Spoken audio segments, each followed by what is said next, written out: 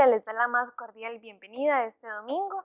Estamos agradecidos de que puedan acompañarnos por este medio y damos gracias al Señor de que podamos exaltar y alabar el nombre de Jesucristo. A continuación los dejamos con la lectura de la palabra.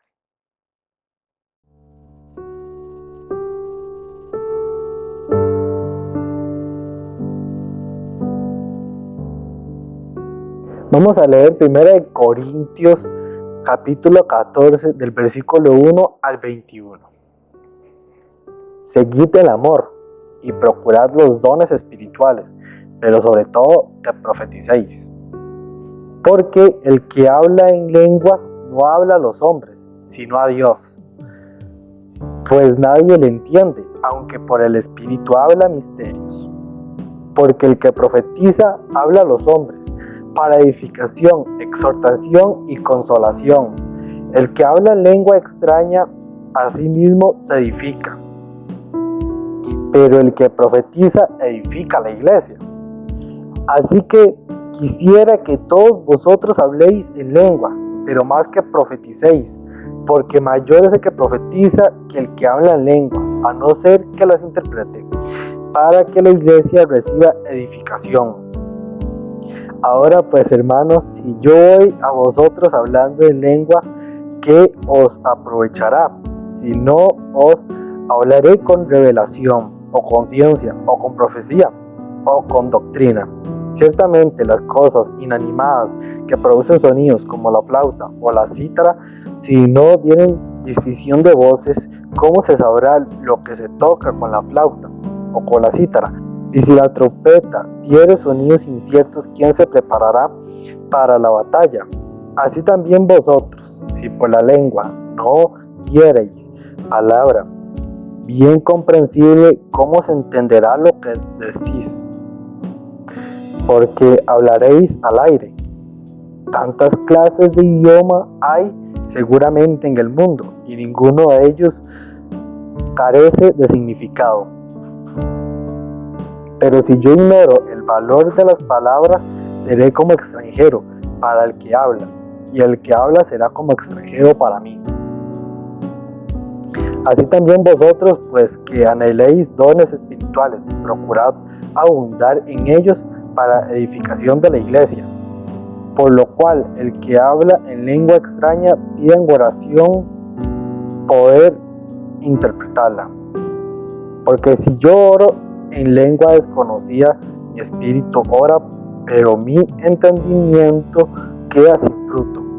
¿Qué pues? Oraré con el espíritu, pero oraré también con el entendimiento. Cantaré con el espíritu, pero cantaré también con el entendimiento. Porque si bendices solo con el espíritu, el que ocupa el lugar de simple oyente, ¿cómo irá el amén a tu acción de gracias? Pues no sabe lo que has dicho. Porque tú, a la verdad, bien das gracias, pero el otro no es edificado. Doy gracias a Dios que hablo en lenguas más que todos vosotros.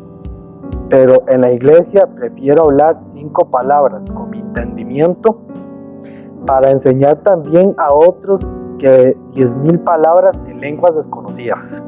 Hermanos, no seáis niños en el modo de pensar, sino sed niños en la malicia, pero maduros en el modo de pensar.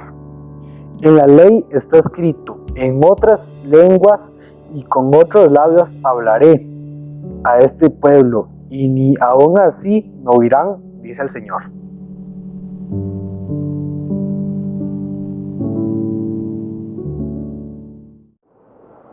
Buenos días, querida congregación. Vamos a empezar el momento de la alabanza y la adoración ahí en nuestros hogares. Pongámonos de pie para entregarle este momento a Jesús con toda la alegría que tengamos desde nuestro corazón, desde nuestra alma, y entregarle todo a Jesús.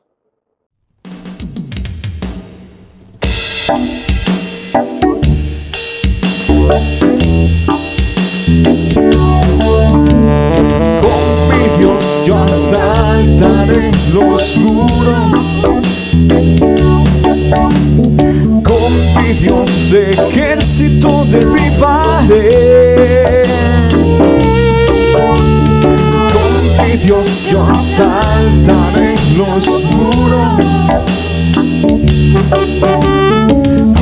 mi Dios ejército derribaré. Él adiestra mis manos para la batalla. Puedo tomar con mis manos el arco de bronce. Él es escudo, la roca mía. Él es la fuerza de mi salvación, mi alto refugio, mi fortaleza. Él es libertador.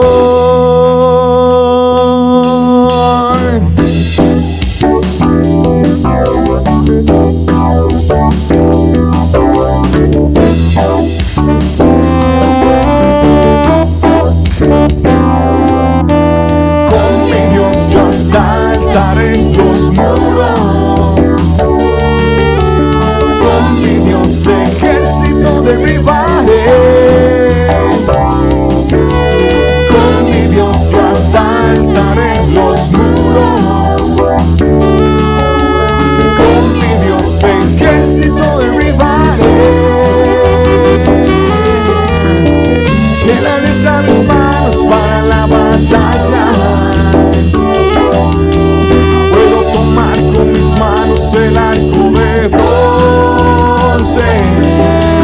Él es escudo, la roca mía. Él es la fuerza de mi salvación, mi alto refugio, mi fortaleza. Mi libertador. Con mi Dios yo asaltaré los muros. Con mi Dios ejército derribaré. Con mi Dios yo asaltaré los muros. Con mi Dios ejército derribaré. Él adiestra mis manos para la batalla. Puedo tomar con mis manos el arco de bronce. Él es escudo, la roca mía. Él es la fuerza de mi salvación, mi alto refugio, mi fortaleza. Él es libertador. Él es escudo, la roca mía. Él es la fuerza de mi salvación, mi alto refugio, mi fortaleza. Mi libertador.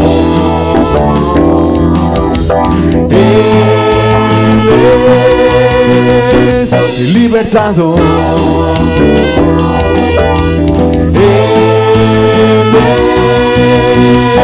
Mi libertador.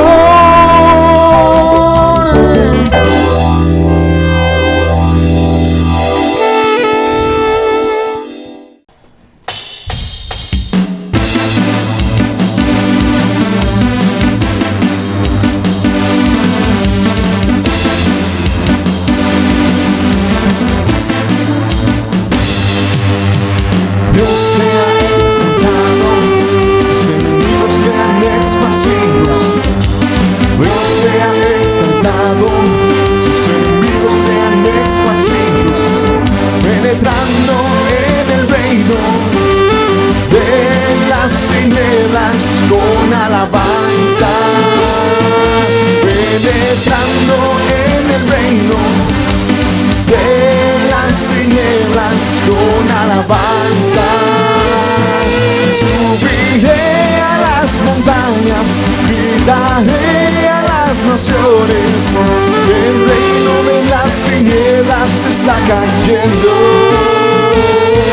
Subiré a las montañas, gritaré a las naciones, el reino de las tinieblas está cayendo. Dios sea exaltado, sus enemigos sean esparcidos.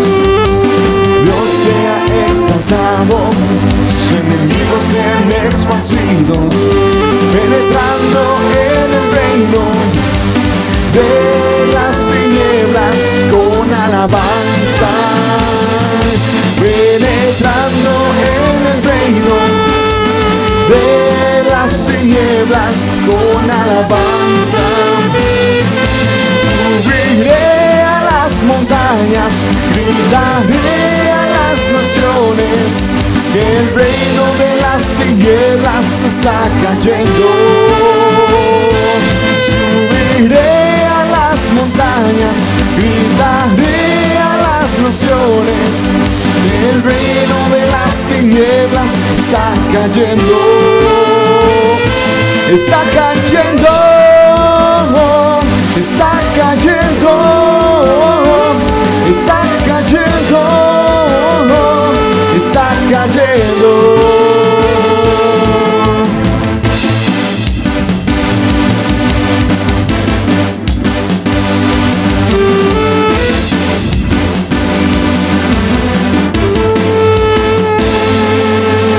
Dios sea exaltado, sus enemigos sean esparcidos. Dios sea exaltado, sus enemigos sean esparcidos, penetrando en el reino de las tinieblas con alabanza, penetrando en el reino de las tinieblas con alabanza. Subiré a las montañas, gritaré a las naciones, que el reino de las tinieblas está cayendo. Subiré a las montañas, gritaré a las naciones, el reino de las tinieblas está cayendo. Dígalo fuerte, está cayendo, está cayendo, está cayendo, está cayendo. Ya cayó, ya cayó, ya cayó, ya cayó, ya cayó.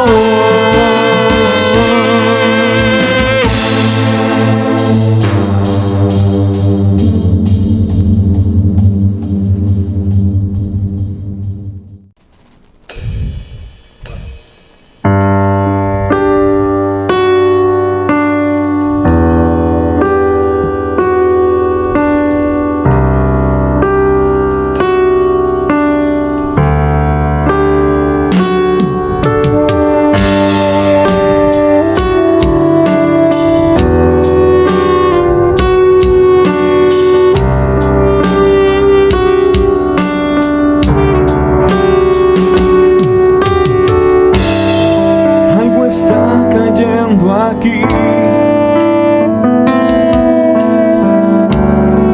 es tan fuerte sobre mí. Mis manos levantaré, y su gloria tocaré. Algo está cayendo aquí. Es tan fuerte sobre mí. Mis manos levantaré,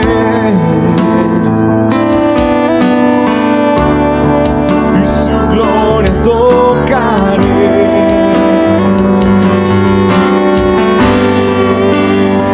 Está cayendo, su gloria sobre mí.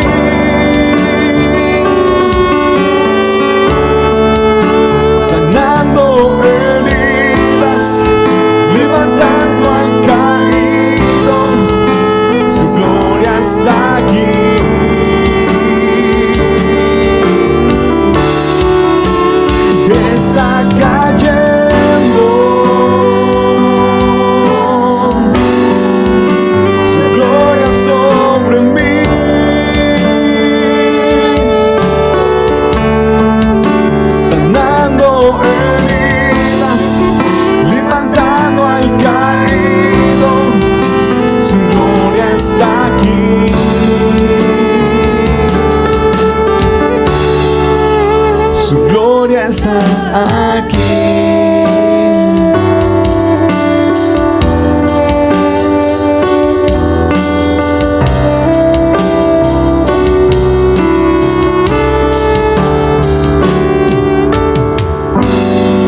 Algo está cayendo aquí. Es tan fuerte sobre mí. Mis manos levantaré. Oh, oh, oh, y su gloria tocaré. Dígalo fuerte. Está cayendo. Su gloria sobre mí.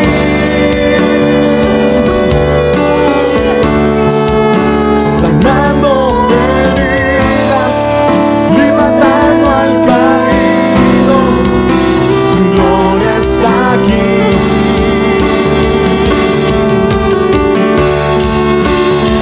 Está cayendo. Su gloria sobre mí.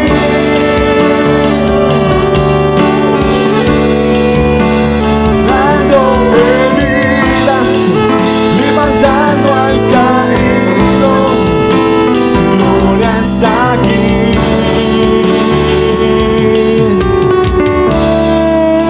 Su gloria está aquí.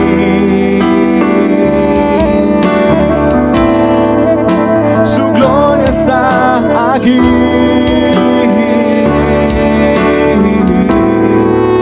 Su gloria está aquí.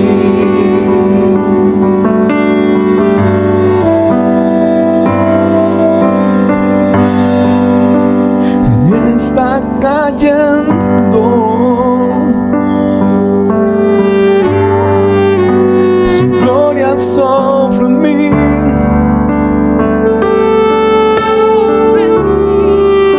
Sanando heridas, levantando al caído. Su gloria está aquí.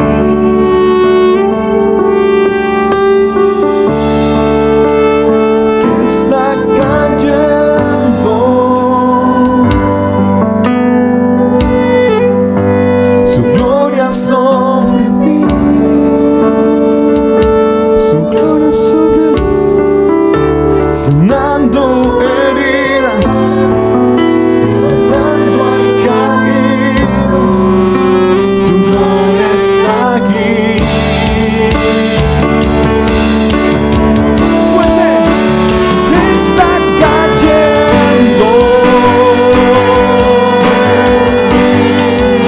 Su gloria sobre mí.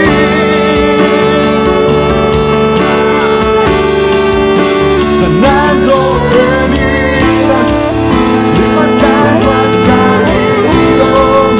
Su gloria está aquí.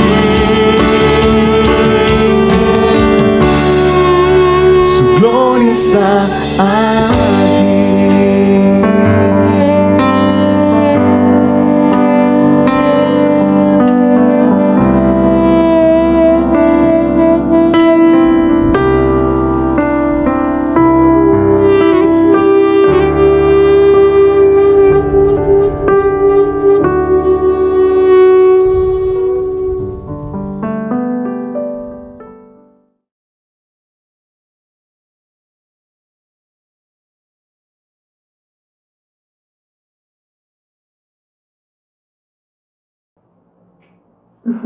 Buenos días, iglesia. Es un placer para mí estar con ustedes esta mañana. Póngase cómodo, póngase tiempo para escuchar la palabra de Dios y de verdad que sea el Espíritu Santo hablando en su corazón.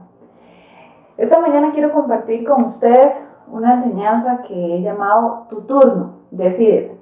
Y realmente me considero un aprendiz. Sé que aún me falta mucho por aprender, pero deseo compartir un poquito de lo mucho que me han dado. Entonces, póngase cómodo. Mi mamá siempre me ha instruido que busque un cuadernito y tome notas. Sí, eso es bueno, porque usted verifica lo que está aprendiendo y usted corrobora también que lo que le estamos diciendo no es algo que nos sacamos debajo de la manga. Entonces busque su cuaderno, busque su Biblia y saque el tiempo para escudriñar la palabra de Dios. Entonces, vamos a adelantar un poquito, queríamos hablar de la importancia que tiene la juventud dentro de la iglesia, dentro de la comunidad y la importancia de la juventud hasta para el país. Entonces, ¿qué le parece si pensamos en el contexto que estamos actualmente? Estamos en un tiempo de cambios, realmente. Si pensamos lo que eran las familias de antes a las familias de ahora, realmente hay muchísimo cambio. Es interesante porque cuando yo pienso en las familias, digamos, de mis papás, de mis abuelos, estábamos hablando que eran familias de 8 a 12 hermanos. Todos compartían su comida, su ropa, era muy común que compartían, todos dormían en el mismo cuarto. Eran familias más grandes, eran familias donde todos se compartían, entonces era muy diferente. Cuando hablamos de tecnología, no había tanta tecnología, realmente nuestros padres entraron en la era tecnológica con nosotros. Así son las familias de ahora. Cuando pensamos en las familias de ahora, son familias más pequeñitas. Tenemos 1 o 2 hijos y ambos padres tienen que salir a trabajar. Entonces, realmente ahora es diferente. Ahora las familias son más pequeñas.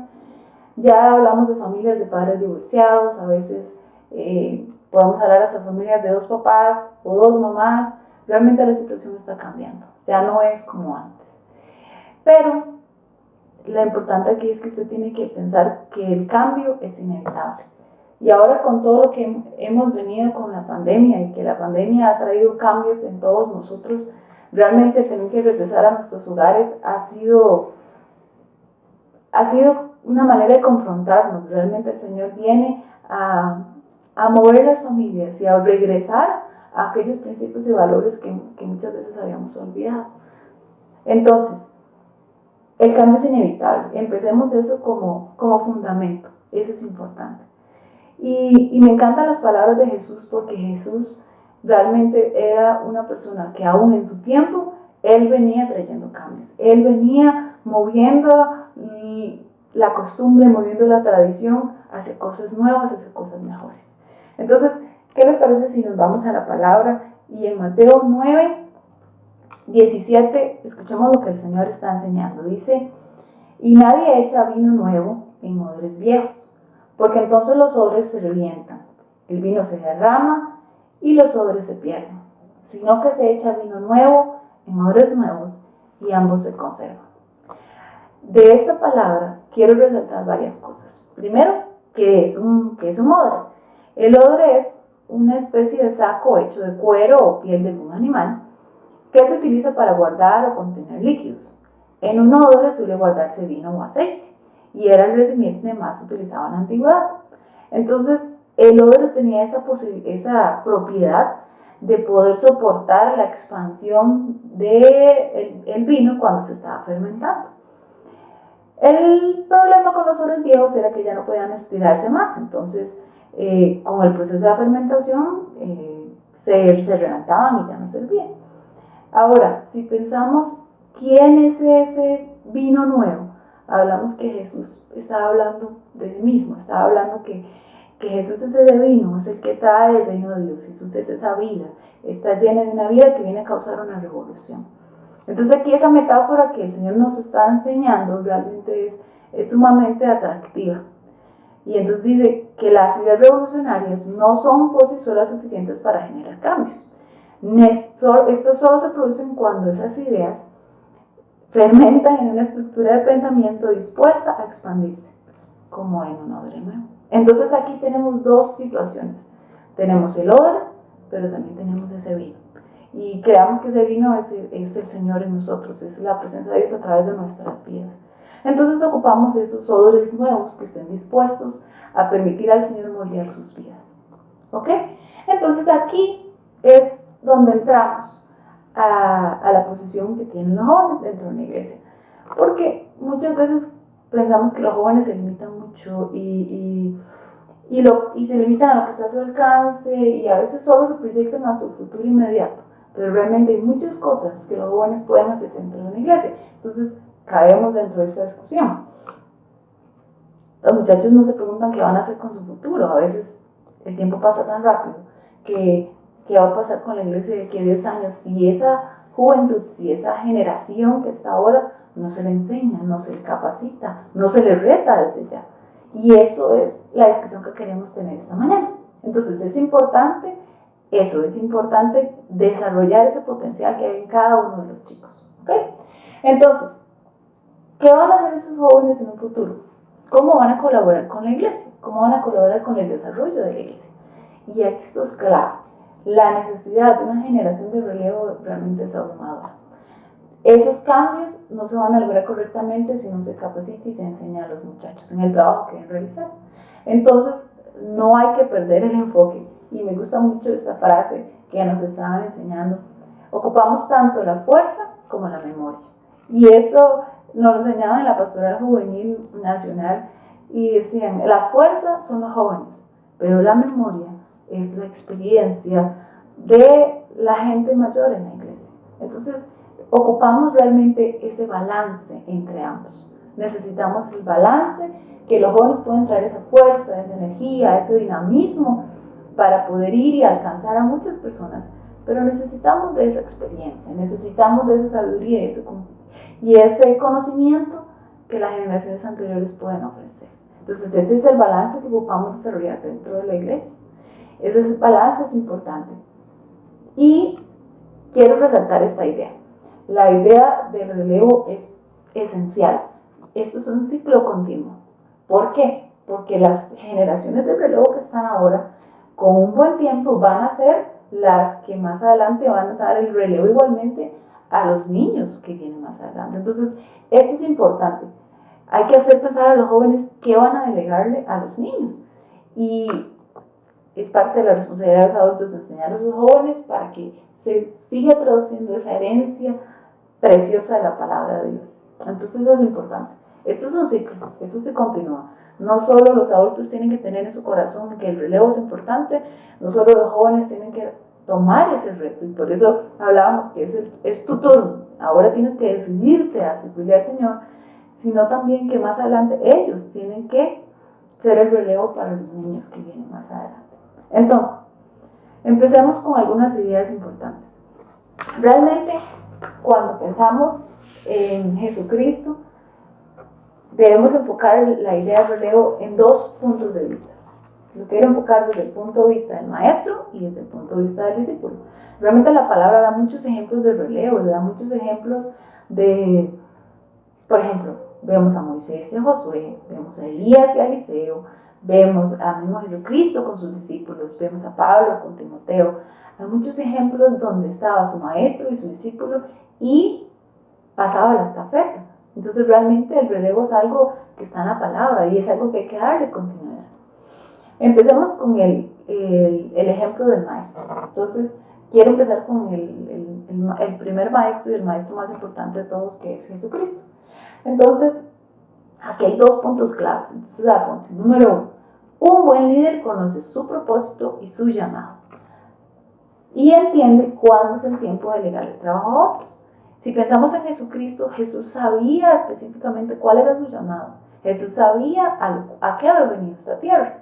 Veámoslo en Marcos 8:31. Dice, Jesús comenzó a anunciar a sus discípulos lo que iba a pasar. Yo, el Hijo del Hombre, voy a sufrir mucho. Seré rechazado por los líderes del pueblo, por los sacerdotes principales y por los maestros de la ley. Me van a matar y por 3 días después resucitaré. Jesús ya sabía cuál era su llamado.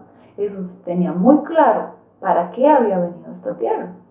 Pero realmente el plan de Dios no era solo que Jesús, lo primordial era que Jesús viniera a morir por nuestros pecados. Pero también en el proceso Jesús enseñó a sus discípulos y les dio muchas enseñanzas y ellos debían continuar con ese mandato. Entonces, me gusta esta parte que dice en Lucas 9, porque Jesús era tan buen maestro que también los enviaba a practicar.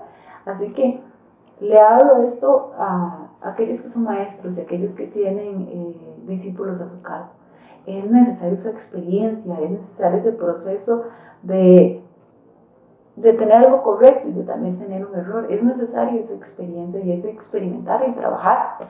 Entonces, en Lucas 9 lo vemos como Jesús igualmente lo hizo con sus discípulos. Jesús envió a sus discípulos a cumplir el mandato y dice en Lucas 9:1, Habiendo reunido a los 12, Jesús les dio poder y autoridad para expulsar a todos los demonios y para sanar enfermedades. Entonces los envió a predicar el reino de Dios y a sanar a los enfermos.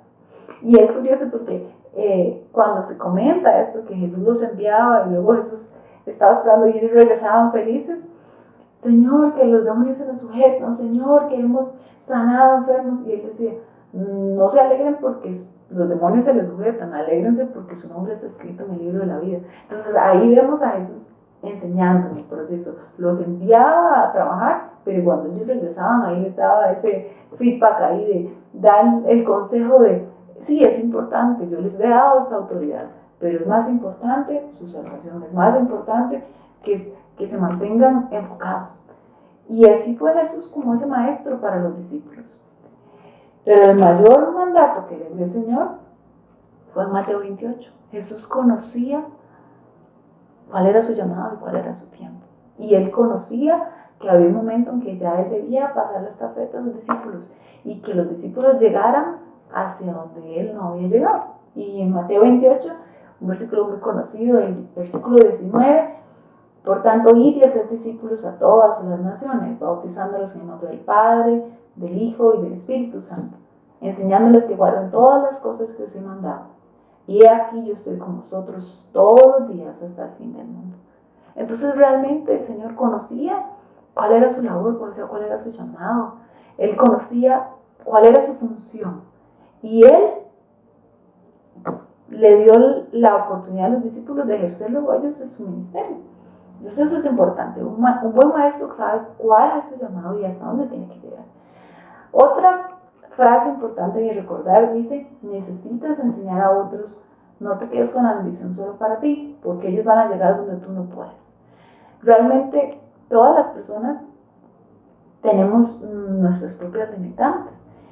Entonces tenemos que entender que uno tiene que compartir la bendición que tienes, uno tiene que compartir ese conocimiento a otras personas, porque ellos van a llegar donde tú no puedes llegar, ellos van a llegar a los trabajos, ellos van a llegar a distintas partes de la sociedad que una sola persona no podría llegar. Entonces es por eso que es necesario enseñar y que las personas aprendan para que esa palabra pueda ser esparcida por todo lado. Entonces eso es importante, hasta donde tú no puedes llegar, ellos sí van a poder llegar. Por ejemplo, si un líder dentro de su grupo tiene chicos que viven en un lugar que es muy problemático, es posible que ellos se vayan a tener la confianza de sus amigos o vecinos que les escuchen, pero no necesariamente si llega el pastor directamente a hablarles.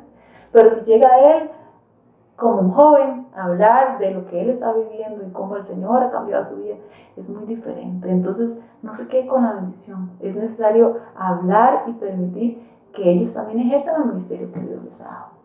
¿Ok? Un segundo ejemplo que quiero hablar con respecto a lo que es maestro o mentor y su discípulo es con el rey David y con Salomón. Y esto realmente para mí es algo que me impacta de cierta forma, porque dice que Dios limitó al rey David a construir la obra más grande que él añoraba. Realmente el rey David que añoraba construir un templo al Señor. Y Dios le dijo, no, esto no te corresponde. Dios no le permitió a David construir el templo, pero fue Salomón, su sucesor, quien lo hizo.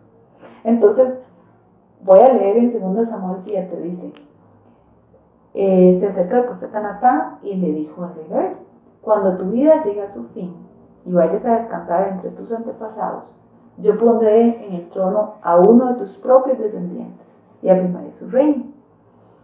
Será él quien construye una casa en mi honor y yo afirmaré su trono real para siempre.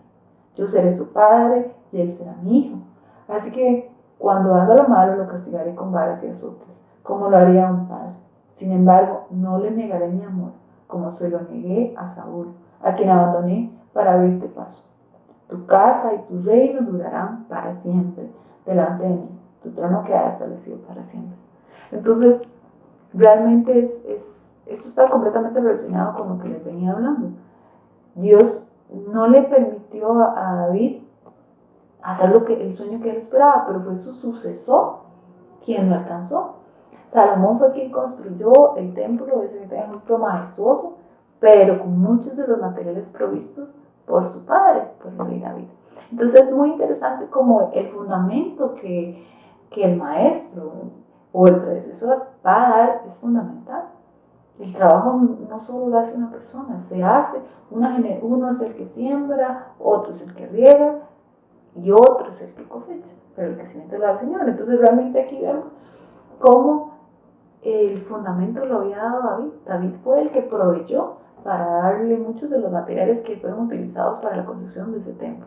Entonces, me gusta porque leyendo una introducción de Primera Reyes dice que la época de oro de Israel se inició bajo el reinado de David y continuó con Salomón, que durante los 40 años en que Salomón fue rey hubo paz y unidad en todo su vasto dominio, pero el fundamento de esa paz y esa prosperidad lo había dejado su sucesor. Entonces uno nunca debe olvidar que el maestro le va a dar, bueno, en este caso fueron los materiales para construir el templo, pero el trabajo que están realizando las primeras generaciones es fundamental para que se pueda levantar lo siguiente. ¿Ok? Entonces eso es algo clave que podamos resaltar. Ahora quiero enfocarme más hacia el punto de vista del discípulo, hacia el punto de vista de esa generación de relevo. Entonces, dice, la historia que quiero resaltar aquí es la de Moisés y Josué. Y realmente hay demasiadas cosas que uno puede analizar de esta historia. Primero, dos características claves es la obediencia y sujeción que tenía Josué hacia Moisés. Josué era obediente, constante, fiel al trabajo que Moisés le asignara. Y tener obediencia y sujeción es clave para cualquier discípulo con respecto a su maestro. Y también algo súper curioso es no te compares con tu líder, porque los logros que él haya alcanzado no serán los tuyos, porque tú tienes una nueva situación por enfrentar. No podemos compararnos con lo grande de las generaciones anteriores, con los triunfos que alcanzan. No, esto ya es una nueva etapa, es una nueva generación y no podemos compararnos. Y Josué lo sabía, o sea, ¿cómo compararse con Moisés? Era el líder que Dios usó para sacar al pueblo de Israel de Egipto, de esa prisión. Fue realmente el líder que Dios utilizó para hacer grandes milagros y prodigios. Entonces, no hay manera de compararse. Y si Josué empezaba a compararse con Moisés, realmente yo creo que se deprimía desde la primera entrada. Pero Josué fue sabio, él nunca se comparó, él sabía que su tarea y su labor era diferente, porque eran tiempos diferentes. Y se requería de un líder diferente. Entonces, quiero leer en Éxodo 24:13, donde habla de la fidelidad de Josué hacia Moisés. Veámoslo aquí. Dice, voy a empezar desde el 12. Y el Señor dijo a Moisés, sube hasta mí al monte y espera allí, y te daré las tablas de piedra con la ley. Estoy hablando en un momento cuando Moisés llegó, ya habían salido de Egipto, y Moisés llegó hasta el monte Sinaí para recibir los 10 mandamientos. Entonces dice, y se levantó Moisés con Josué, su ayudante, y subió Moisés al monte de Dios, y dijo a los ancianos, esperadnos aquí hasta que volvamos. Y esta porción me gusta mucho porque realmente se resaltan muchos principios, muchas cualidades de Josué como discípulo.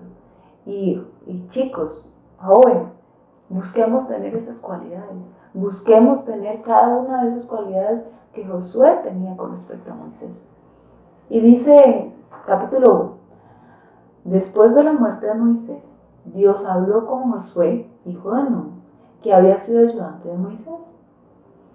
Y me encanta esa palabra que la dice, y lo leímos anteriormente, Josué era el ayudante de Moisés. Entonces, Josué sabía lo que era empezar desde abajo. Josué sabía, era trabajador, era constante. Él estuvo ahí trabajando. Y esto es clave, permítanme hacer un paréntesis. Dios no llama a vagos. Dios llama a gente que está trabajando, Dios llama a gente que está sirviendo. Y no solo eso, cuando nosotros servimos, el servir nos hace crecer. Pastores, hermanos, si usted quiere que una persona crezca, necesita servir. Y Josué lo sabía. Josué era trabajador, era esforzado y siempre estuvo ahí. Sigo leyendo, dice, Dios le dijo a Josué, ahora que mi servidor Moisés ha muerto, te toca a ti guiar al pueblo de Israel. Y esto es muy hermoso, porque Josué nunca arrebató ese liderazgo. Josué nunca vino a palmear ahí en la mesa y a reclamar ese liderazgo. Yo soy el que sigue, no. Josué esperó y él recibió el llamado de parte del Señor. Entonces hay que recibir ese llamado, no arrebatarlo. Y dice, cruza el río Jordán con todos ellos y llévatelos al territorio que les voy a dar. Versículo 3. Yo les entregaré todo territorio donde pongan el pie, tal como se lo prometí a Moisés. Y esto es hermoso. Los planes del Señor no son seccionados. Dios, la obra que empezó la va a continuar. Hay que estar dispuesto a que te tome en cuenta para que su obra continúe, porque Dios ya tiene sus planes perfectos hechos. Entonces ya Dios tiene un plan de que el pueblo entrara a esa tierra prometida, y lo que hizo fue darle continuidad. Y entonces ese balance es importante entre el maestro y el discípulo para que la obra pueda tener continuidad. Eso es fundamental. Versículo 4. Les daré todo el territorio que va desde el desierto del sur hasta las montañas del Líbano en el norte, y desde el gran río Éufrates en él hasta el mar Mediterráneo en el oeste, incluyendo el territorio de los hititas. 5. Nadie podrá derrotarte jamás, porque yo te ayudaré, así como ayudé a Moisés, nunca te fallaré ni te abandonaré. Eso es respaldo de Dios. Cuando es una persona obediente, cuando es una persona que sabe sujetarse a una autoridad, y cuando es Dios haciendo el llamado, tienes respaldo de Dios. Dice, nunca te fallaré ni te abandonaré. Y realmente para poder asumir cualquier cargo, uno necesita ese respaldo de Dios, y que sea Dios el que haga el llamado, y que sea Dios el que confirme ese llamado. Pero tú debes ser fuerte y valiente, porque serás tú quien guíe al pueblo de Israel para que reciba el territorio que les prometí a sus antepasados. Solo te pido que seas muy fuerte y valiente. Y esto es importante. La Biblia es el libro más perfecto que hay. La congruencia que hay entre los diferentes libros a lo largo de miles de años es un libro perfecto. Y cuando la palabra repite algo, es porque es realmente importante. Entonces dice, sé fuerte y valiente, y lo repite. Te pido que seas muy fuerte y valiente. Entonces realmente era un mensaje urgente que Josué tenía que poner atención. Y esto habla de que al asumir al hacer ese relevo, él tenía que pagar un precio. No era algo sencillo lo que estaba asumiendo. Entonces, al asumir un liderazgo, usted tiene que pagar un precio. Y en el caso de Josué, era un precio alto. Él iba a asumirse en muchas guerras, en conquistas, y era una tarea grande. Y para eso debemos pagar el precio. Y dice, así podrás obedecer siempre todas las leyes que te dio mi servidor Moisés. No desobedezcas ni una sola de ellas, y te irá bien por donde quiera que vayas. Nunca dejes de leer el libro de la ley, estúdialo de día y de noche, y ponlo en práctica para que tengas éxito en todo lo que hagas. Y este consejo que encontramos en la palabra realmente es clave. No olvidemos las enseñanzas de tu mentor. Usted no puede olvidar de la manera que se le enseñó, porque toda esa experiencia que fue derramada para que usted la aprendiera es fundamental. Entonces nunca olvide las enseñanzas de tu mentor. Y repite una vez más, yo te pido que seas fuerte y valiente, que no te desanimes y ni tengas miedo, porque yo soy tu Dios y te ayudaré por donde quiera que vayas. Ok, entonces ahora de esta porción tan hermosa que está en Josué, quiero retomar algunos principios. Entonces, prepárese para anotar. Dice que uno, para recibir el llamado, uno lo recibe de parte del Señor. Y eso si el llamado es de parte del Señor, es Dios el que te está diciendo, yo voy contigo. Entonces tienes el respaldo de Dios para la tarea que se te está asignando. El liderazgo se recibe, no se arrebata. Y es importante empezar desde abajo. Tienes que ser una persona trabajadora, tienes que ser una persona esforzada y constante, porque Dios no llama a vagos, Dios llama a gente que está trabajando, que está ejerciendo. Y dice, hay que pagar un precio, eso es lo importante, y nunca olvides las enseñanzas de tu mentor. Y con respecto a este último punto, quiero retomar ese mismo consejo, pero con otros personajes de la palabra. Ahora vámonos para el Nuevo Testamento. Y esto es Pablo hablándole a Timoteo. Esta porción que quiero compartir con ustedes, que está en 1 Timoteo 4:12, realmente es una porción que toca mi corazón y que Dios sabe, ha marcado mi vida. Porque dice, ninguno tenga en poco tu juventud, sino sé ejemplo de los creyentes en palabra, en conducta, en amor, en espíritu, en fe y en pureza. En otra versión, porque siempre es bueno usar otras versiones, pero en otra versión vamos a ampliar esta palabra. Dice, no permitas que nadie te desprecie por ser joven. Y aquí hablo específicamente para esos jóvenes, para esos chicos. No, si Dios te está llamando y eres joven, no lo dudes. Si Dios es el que hace el llamado, Dios es el que respalda ese llamado. Y dice, no permitas que nadie te desprecie por ser joven. Realmente vemos en la palabra y aprendemos que dice que si nos falta sabiduría, que la pida. Salomón, siendo el rey, su oración fue sabiduría. ¿Por qué? Porque él era joven también cuando estaba tomando el reinado. Y él lo que oró fue por sabiduría. Y realmente Jeremías, igualmente siendo joven, él tenía mucho temor y Dios dijo, yo he puesto mis palabras en tu boca. Y eso a mí me impactó mucho. Si Dios te está llamando, no permitas que nadie te desprecie por ser joven, porque va a ser Dios hablando a través de ti. Y no van a ser tus palabras, sino van a ser las de Él. Y dice, al contrario, trata de ser un ejemplo para los demás cristianos. Y aquí va, que cuando todos oigan tu modo de hablar, que vean cómo vives, traten de ser puros como tú. Dice que todos imiten tu carácter amoroso y tu confianza en Dios. Entonces este consejo de Pablo a Timoteo realmente son esas enseñanzas que llegan al corazón. Es Pablo recordándole a Timoteo todo lo que le había enseñado y lo mucho que le amaba.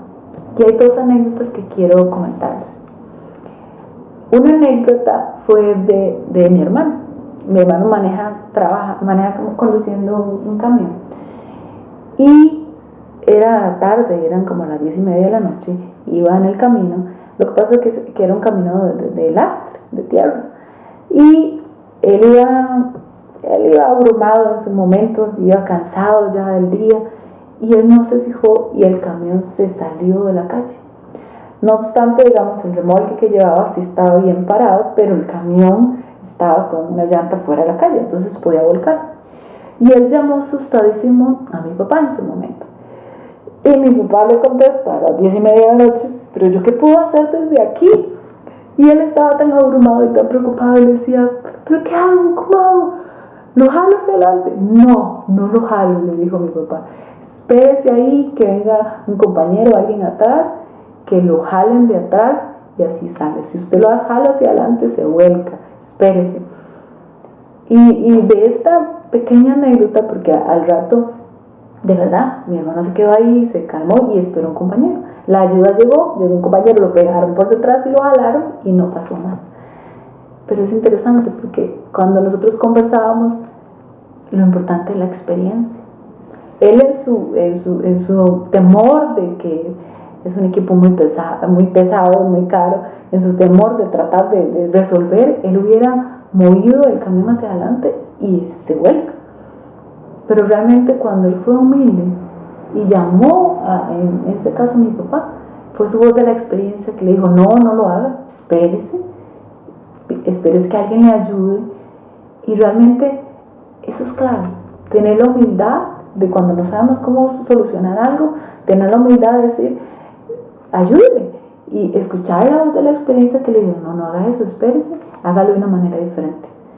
Y eso es importante. Entonces, jóvenes, busque esa voz de la experiencia, busque ese pastor, busque esa autoridad que te va a hablar con amor y te va a dar la recomendación clara para que cuando estés haciendo ese trabajo realmente puedas tomar las mejores decisiones. La palabra dice que en los muchos consejeros encontramos sabiduría. Entonces realmente busca la voz de la experiencia que te aconseje. Y la otra anécdota es hacia el otro lado. Mi papá tiene 60 y resto de años, entonces a él le cuesta mucho usar la computadora y esas cosas. Entonces él me pedía ayuda para que yo le enviara correos o le pasara facturas o algo así. Entonces yo le decía, papi, yo le puedo hacer eso, pero usted necesita aprender, porque ¿qué pasa si algún día yo no puedo? Entonces yo me sentaba y yo le explicaba, y él poco a poco fue aprendiendo, hasta el punto que aprendió a aprender la computadora, aprendió a enviar sus correos y sus cosas. Y yo al ver estas dos anécdotas, yo decía, ese balance es importante, ese balance entre la experiencia y la juventud. En mi caso, yo le ayudé a él con tecnología, yo le ayudé a él con cosas del día a día. Pero él, por su lado, a mí y a mis hermanos, nos ha ayudado con experiencia. Entonces, ese balance es importante. Joven, si tú eres parte de esa generación de relevo, busca tus consejeros. Esos te van a ayudar a tomar las mejores decisiones. Ahora, para cerrar, quiero dejarles este pequeño tesoro. Dios busca corazones enseñables, no importa la edad que tengamos. Y eso es clave. Dice la palabra en Filipenses 1:13, y permítanme para leérselos acá. Dice, Filipenses 1:3. Siempre doy gracias a mi Dios al acordarme de ustedes, y cuando oro siempre pido con alegría por todos, porque me ayudaron a anunciar la buena noticia desde el primer día que la oyeron hasta ahora. Dios empezó el buen trabajo en ustedes y estoy seguro que lo irá perfeccionando hasta el día en que Jesucristo vuelva. Así que la obra que Dios empezó en cada uno de nosotros la va a completar. La obra que Dios empezó en cada uno de nosotros, Él la va completando hasta el día de Jesucristo. Pero quiero detenerme en un pasaje y dice, porque me ayudaron a anunciar la buena noticia desde el primer día que lo oyeron hasta ahora. Ese trabajo nos lo ha dejado el Señor a nosotros ahora. Chicos, somos esa generación que tenemos esta asignación, llevar esa buena noticia. Y si usted es una primera vez en que escucha acerca de la palabra, acerca de esa buena noticia, este es un buen tiempo. Un amigo mío siempre decía, esta es la familia grande que es la iglesia. Es como si fuera un círculo, pero no un círculo cerrado.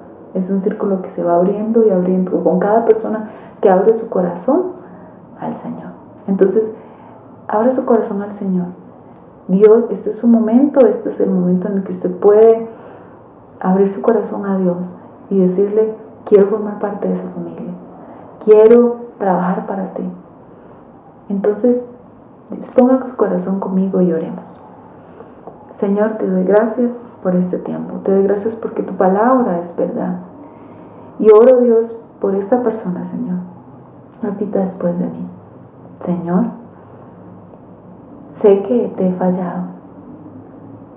Mi pecado está siempre delante de mí. Pero sé de tu amor que es grande. Sé de tu misericordia. Y quiero pedirte perdón, Dios. Perdóname por todas mis faltas, perdóname por todos mis errores. Escribe mi nombre en el libro de la vida y camina conmigo. En el nombre de Jesús. Amén. Créame que esa oración, si usted la hizo con fe y si la hizo con un corazón dispuesto, Dios la escuchó. Y en este momento hay fiesta en los cielos, porque Dios quiere que todos vengamos hacia Él con corazones arrepentidos. Así que bienvenido a la familia de Dios y disponga su corazón para trabajar. Chicos, el llamado de esta generación de relevo es para ustedes. El llamado para servirle al Señor es hoy y es para ustedes. Así que dispongan su vida para que sea Dios usándola. Dispongan su corazón con cada uno de estos principios que estudiamos hoy. Que sea Dios trabajando y el que empezó la buena obra en nosotros la vaya perfeccionando día a día. Dios les bendiga.